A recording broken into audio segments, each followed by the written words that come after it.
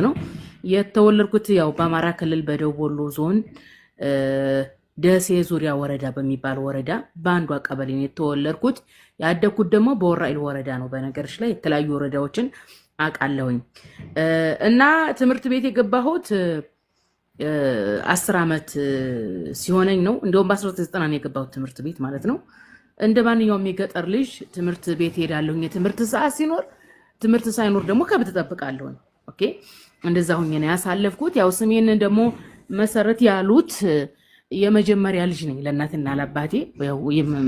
ወጣቱ ነው ያገቡትና የመጀመሪያ ልጃቸው ነኝ። እናቴ ሞታለች፣ አላህ ይዘንላት።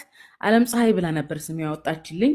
አይቻልም አለ። ያው ብዙ ጊዜ አባቶቹ ወንዶች እኔ ያልኩት ነው የሚሆነው በሚል አባቴ መሰረት አለኝ። ብዙ ስም ነው በነገራችን ላይ እየወጣልኝ። ያው ድሮ በእኛ ጊዜ ልጅ ሲወለድ ብርቅ ነው እና ሁሉም ዘመድ እየመጣ ስም ያወጣልሻል።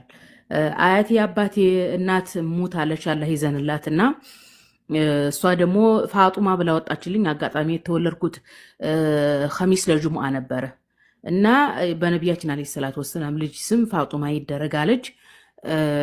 አይቻልም አሉ። ምናልባት እኔ ፋጡማ የምትባል የማይወዷት ሴት አለች መሰለኝ። እንግዲህ እናትና አባቴ ለምን እንደጠሉት አላውቅም። ፋጡማ የሚለውን ስም አንፈልግም መሰረት ነው የምንላት አሉ። እንደዛ አሉኝ።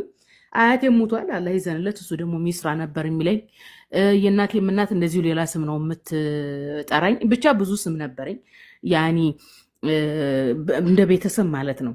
እንደዛ ሆኖ ያው እስከ 10 ዓመቴ ያው የገጠር ልጅ ከብት እየጠበቁ ቤተሰቦች ጋር ነው እንትን ያልኩት። እንደውም ከዛ በኋላ ራሱ ከብት በመጠበቅ ወይም እዛ ገጠር በሚኖረን የህይወት ስታይል ምናልባትም አግብቼ እዛው ገጠር ምናምን ጠር ነበረ።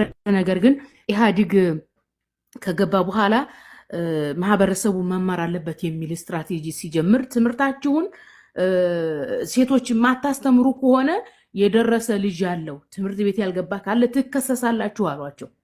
አንደኛ ነገር። ሁለተኛ ነገር ደግሞ አባቴ አጋጣሚ ከተማ መጥቶ የኔ እድሜ ትንሽ የሆኑ መጽሐፍ የኔ ልጅ እኮ እድሜዋ ትልቁ ነው፣ 10 ዓመቱ ነው። የ5 ዓመት ልጅ መጽሐፍ ተሸክማ አይቼ ልጅ እንዴት አትማርም ይልና ያሳደገችኝ አያቴ ነበረችና አላችሁ ወይኔ ወስድብዎታለሁኝ ሲል አያቴ ያለቀሰች። ግማሹን ቀን ትማራለች፣ ግማሹን ቀን ከብት ትጠብቅልኛለች። ከትምህርት ቤት እስከምትመለስ እኔ ከብት ትጠብቃለሁኝ አለች። ትምህርት ቤት አስገቡኝ 1990። ያው መንግስት ማስራለሁ አለ ኢህአዲግ። ትምህርት ማታስገቡ ከሆነ መቀጫለሁ ሲባል አስገቡኝ።